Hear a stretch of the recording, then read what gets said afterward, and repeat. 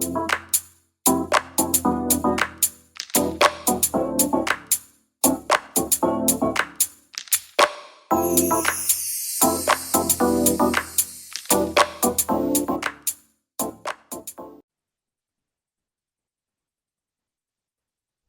a recent Zoom seminar, my mind wandered.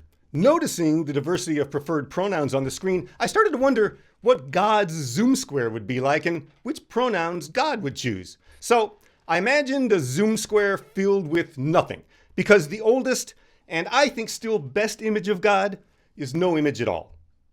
That's why in Jewish temples, the Holy of Holies, where Shekinah, God's Spirit, is said to dwell, is empty.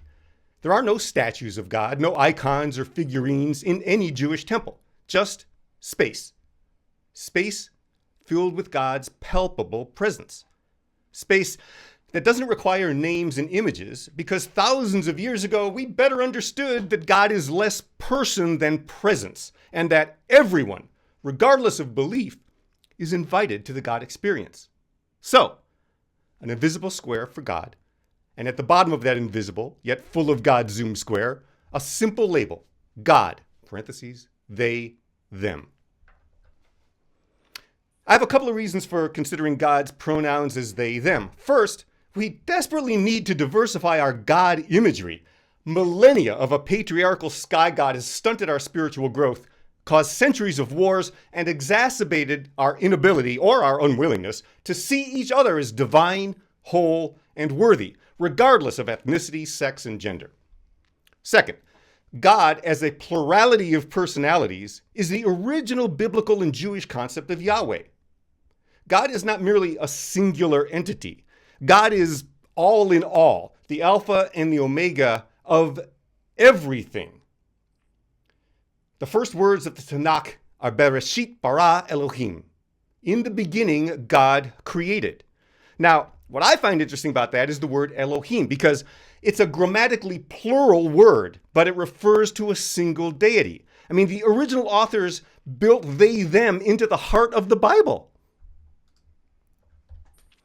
In Genesis chapter 1, verses 26 and 27, then God said, "Let us make humanity in our image, to resemble us, so that they may take charge of the fish of the sea, the birds in the sky, the livestock, all the earth, and all the crawling things on earth." God created humanity in God's own image. In the divine image, God created them. Male and female, God created them.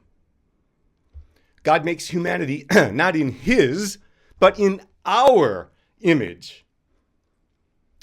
Let us make humanity resemble us, the Jewish scribes have God say, understanding so much better than we that God is not a heavenly overlord who owns us the way landlords and emperors have for most of human history. Instead, the Jewish people describe a God who is the ethereal substance of physical reality. God is Elohim, male and female, as well as literally every male, female, and beyond inhabiting planet Earth. It takes the entirety of humanity to begin to describe a single aspect of God. And even with billions of human God imagers on this planet, we are but a freckle on God's cosmic cheek. I imagine the universe smiles at that fact. Our ancestors intuited that in a cosmos whose beginning and end they couldn't fathom any better than we, God must be imagined as immanent and transcendent. Male, female, animal, vegetable, and mineral. It's a massively complicated idea to wrap our minds around. A force as near as our breath, yet still more extraordinary than we could possibly conceive. The Jewish people of Jesus' era, at least the mystically minded Jews like Jesus, understood God as non- and all-gendered, male and female. A fact represented clearly in the Aramaic word Jesus uses to begin his prayers, abwun. Best translated as father, mother, birther, the Greeks unfortunately mangled the translation abwun to Abba, merely father, effectively destroying the more robust, inclusive, and liberating Jewish concept of God. That the Jewish people understood God as liberating was a phenomenal innovation, as most all gods before Yahweh were slavers. In the Sumerian creation myth upon which Genesis is based, humans are explicitly created as slaves. The Jewish people turned that concept on its head and instead said, no, we're not slaves. We're in covenant. We are in covenant, created in God's many images and tasked as caretakers of this creation. Jesus and his Jewish ancestors discovered a God who is part and parcel of their human experience. More than human, yes, but also unabashedly and lovingly human. Jesus said, God is within and among us in Luke. It's a very Jewish statement to claim God is both immanent, here with us, and transcendent, somehow beyond us. But that is how Jesus believed, because he was always a good and faithful Jew.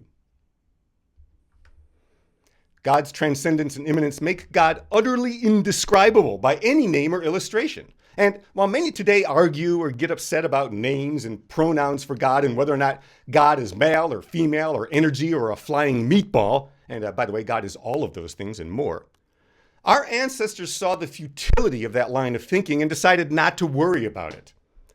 The Jewish First Testament authors acknowledge that if there is such a thing as a supreme consciousness, it's futile for us to imagine or describe it in any way. To represent God's entirety, one would have to draw everything that exists and all the things that exist that we don't know about. God is profoundly them because God is everything in reality.